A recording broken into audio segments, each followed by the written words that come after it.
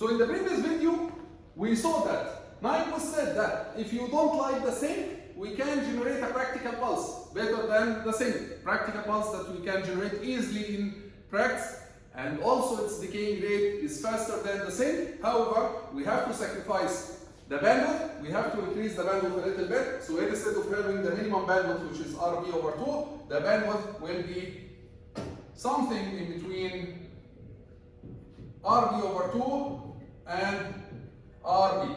So we can sacrifice the bandwidth to be maximum double the minimum bandwidth. This is what Nyquist said. And then they started to do some mathematical tricks, some mathematical analysis in order to characterize what is this pulse that Nyquist is talking about. So they started to do some mathematical analysis, and this is what we are going to do now. They said, okay, since this pulse that we are looking for is satisfying Nyquist criteria, which means that this pulse in the time domain, it has amplitude 1 at 0, and then amplitude 0 at TB, 2 TB, 3 TB, and so on. Amplitude 0 at negative TB, negative 2 TB, and so on. This is what we know about the pulse that Nyquist described. So he said, okay, let's do some mathematical trick here. Let's multiply this pulse. This is our pulse P of t. Let's multiply this pulse by the sampling function. Sampling function is a train of impulses. Train of impulses at TB, 2 TB. So we are going to multiply our pulse, the pulse that we are looking for, this pulse, okay, by a train of impulses. This is like the sampling function. So P of t multiplied by summation of delta t minus n TB from n equals minus infinity to infinity. What's the result of this multiplication? If you multiply this train of impulses times our function, and our function has only at 0, it has an amplitude 1, at TB it has 0, 0, 0. So all the deltas are going to be multiplied by zeros except this delta. The delta at 0 is going to be multiplied by 1. So the result will be only delta of t, right? So if you multiply the pulse that you are looking for times the sampling function train of deltas, then you are going to get only one delta, which is at 0 multiplied by 1, and all other deltas will be multiplied by 0, right? Now let's do Fourier transform for both sides. Both sides are equal, so the Fourier transform of this side will be equal to the Fourier transform of this side.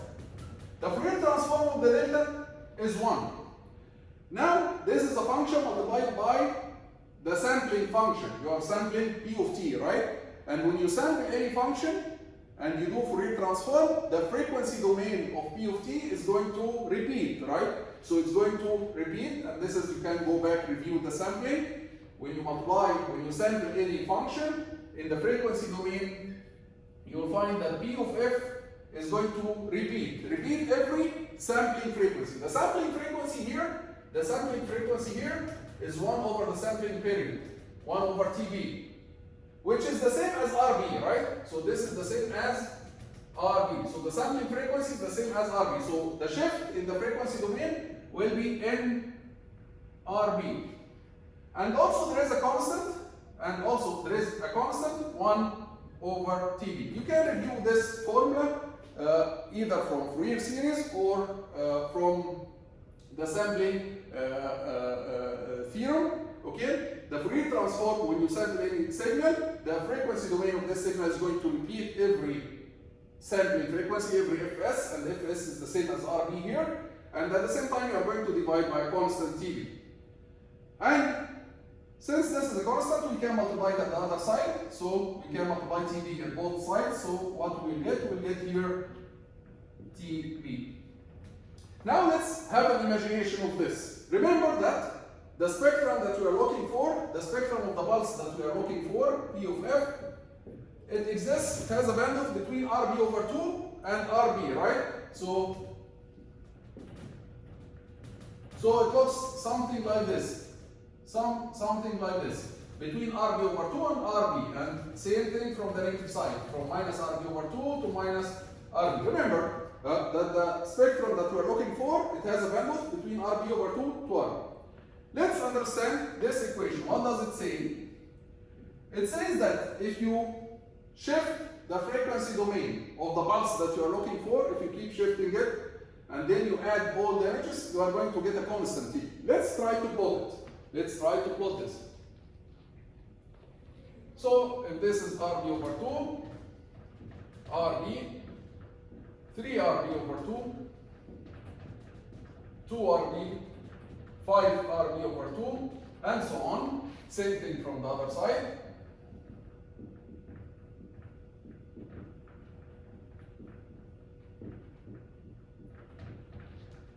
The first image will be when n equals 0, it will be P of f. P of f will appear here, between bandwidth between RB over 2 and RB. So it will be something like this. This is a draft, a sketch, because we don't know the shape yet. We don't know what is the shape of the pulse that we are looking for, so we are going to sketch it. But we know that its bandwidth is between RB over 2 and RB. That's why it will go to 0 somewhere here. And then when we shift it around RB, the next image will be here, and it will go down like this. The next image will be here.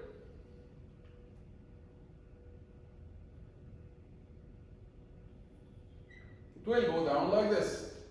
And then here, there will be an image here, shifted around RB. And the next image will be around 2RB. And so on. It will, this will keep repeating. This will keep repeating. Okay? And the equation says that if you keep shifting the images of the spectrum and adding them, this will give you a constant. This will give you a constant. But focus with me for a second. Look at any interval. At any interval in this spectrum, you will find that you are adding only 2 pulses. Right? For example, here, if you consider this part between 0 and RB, you find that you are adding this image, which is, this is P of f, and this is P of f minus RB. You are adding P of f and P of f minus RB. In this interval, you are adding P of f and P of f plus RB. In the next interval here, you are adding P of f minus RB and P of f minus 2RB. So in any interval in this spectrum, you will be adding only 2 images. Only 2 images. So let's focus now on the interval between 0 and RB. In the interval between 0 and RB, we are adding only 2 images, P of f plus P of f minus RB. And this should give you constant. This should give you a constant TB. This is in the interval between, for f between 0 and RB. Focus on this range. So between 0 and RB, we are adding only 2 pulses, P of f and P of f minus RB, and we are supposed to get a constant. And this is the equation that we want so far. What we'll do here, before we reach to the final equation, we are going to do change of variables. Change of variables. So we are going to replace f with x plus RB over 2. So instead of f, we'll have x. Okay? Where if we replace x with RB over 2, then the range of x will be from minus RB over 2 to RB over 2. This is the range of x. Change of variables. So if we do this change of variables,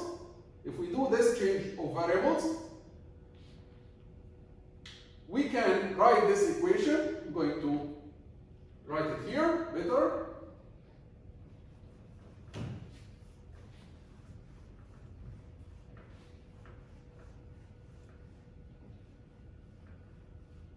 We can write this equation as P of x plus RB over 2 plus P of, if we replace f with x plus RB over 2 minus RB, it will be x minus RB over 2 equals constant.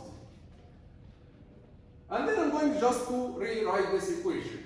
I'm going to write it as P of RB over 2 plus X plus P of RB over 2 minus X. Now we are going to ask a question. You would ask me, why did you do that? Why did you assume it's an even function? What I'm going to say here is, we assume that our pulse in the time domain, our pulse is real and even. If it is real in the time domain, then in the frequency domain, go back to Fourier transform rules. If it is real in the time domain, in the frequency domain, it will be, the magnitude will be even. And if it is even here, it will give you real in the frequency domain. So real and even in the time domain will give you real and even in the frequency domain. So this is an assumption to make things easy. We need a function, we need a pulse that is real in the time domain, because we are going to generate it in practice, right? And also we assume it's even. So it will give us even and real in the frequency domain. So the frequency domain is assumed to be even and real.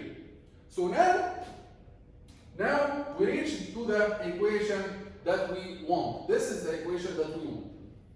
This equation characterizes how our pulse looks like in the frequency domain. Let's see that.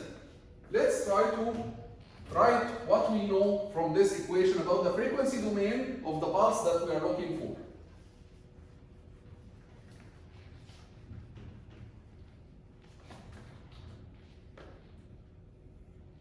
This is the frequency domain.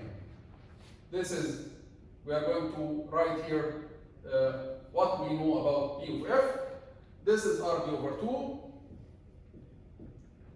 This is RB. We know that the pulse that we're looking for, it has a bandwidth between RB over 2 to RB. So at certain point here, we are going to reach to 0. It's going to go down to 0, right? Let's call the distance between RB over 2 to this point, we are going to call it Fx. Okay? And from the other side, we are going to also take Fx, and we are going to have a point here symmetrical. This Fx is called the excess bandwidth. The excess bandwidth. This is the extra bandwidth above the minimum bandwidth, right? Because the minimum bandwidth is RB over 2. But now the bandwidth is RB over 2 plus this Fx. So Fx is the extra, the excess bandwidth. The excess bandwidth, the extra bandwidth above the minimum. Okay? So Fx is the extra bandwidth above the minimum. We call it the excess bandwidth. Okay? We'll understand the importance of this. So the bandwidth now of this pulse, is what? Is RB over 2 plus Fx. Now let's see what the equation tells us. The equation says that if you take any point after RB over 2, any point at the distance x after RB over 2, and its symmetric point at the distance x below RB over 2, you add them, you should get constant TB almost, whatever the value of x. So for example, if we take x equals 0, this will give you that P of RB over 2 plus 0 plus P of RB over 2 minus 0 equals TB, which means that our frequency domain at RB over 2, P of RB over 2 equals TB over 2. So this is the first information that we know about the pulse that we're looking for. The pulse at RB over 2, it has a value of TB over 2. When you take x equals 0, you prove that our pulse at RB over 2, its value is TB over 2. So this is the first one. What if you take x equals Fx? Then you will get that P of RB over 2 plus Fx plus P of RB over 2 minus Fx equals TB. But you know that P of RB over 2 plus Fx, which is this point, its value is 0, right? Because the curve goes to 0. So this value is 0. Then this tells you that P of RB over 2 minus Fx, RB over 2 minus Fx at this point, the value of the spectrum will be TB. The value of the spectrum will be TB because this term is 0. And same thing for any point after Fx. Since the spectrum here, if you increase x above Fx, if you take x greater than or equal to Fx, this term will be 0. So the other term should be constant. So because all the points here, they have spectrum 0 after Fx, then all the points here, they have a spectrum of TB. And then, in general, at any point x, if you take a point x at a distance x from RB and its image from the other side at a distance x below RB, the amplitude of this point plus the amplitude of this point should add to a constant, which means that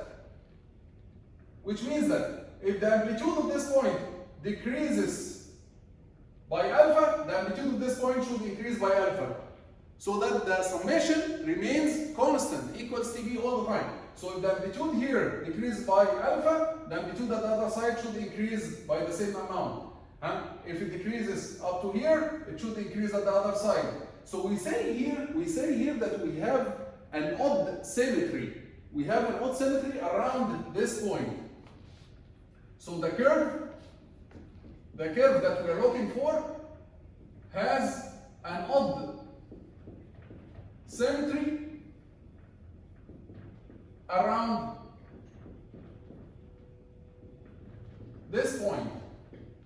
Odd symmetry means that if you take any point at distance x and the other point at the x from the other side, okay, then if one of them decreases, the other one should increase until one of them reaches 0, the other one reaches TB. So that always the summation of this point to the corresponding point at the other side, always it is constant.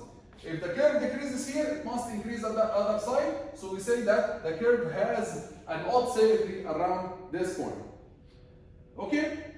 So this is now a characterization of how the spectrum of the pulse that we are looking for looks like. It should be at RB over 2, it should be TB over 2.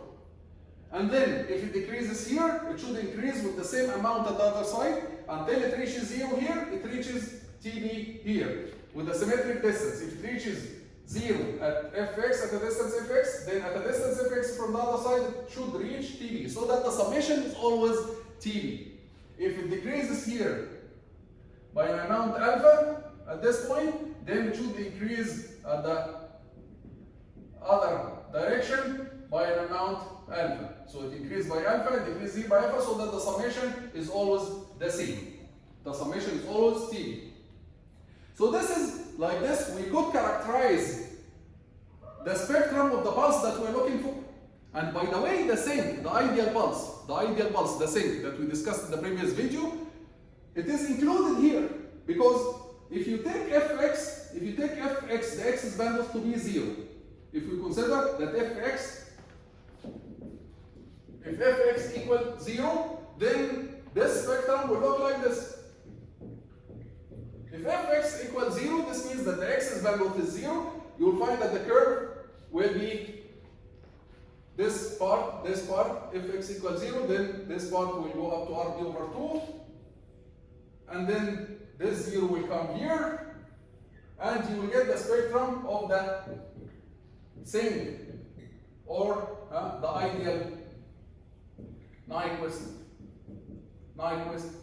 pulse. So the sync is included in this analysis when Fx, the axis bandwidth, is 0. But this analysis gives you wider options more than the sync, because now you sacrifice the bandwidth. You increase the bandwidth from RB over 2 to something between RB over 2 RB. So bandwidth now is RB over 2 plus Fx. And by the way, they define something called the role of factor. The role of factor R, small r, which is fx, the x is bandwidth, divided by the minimum bandwidth.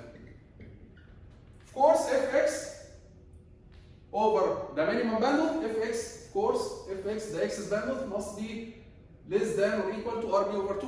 fx itself is less than or equal to rb over 2, and of course greater than or equal to 0. So this role of factor will be less than 1 and greater than or equal to 0. Let me write it. Role of factor. It will be, since you are dividing fx over rb over 2 and fx is between 0 and rb over 2, this will be between 0 and 1.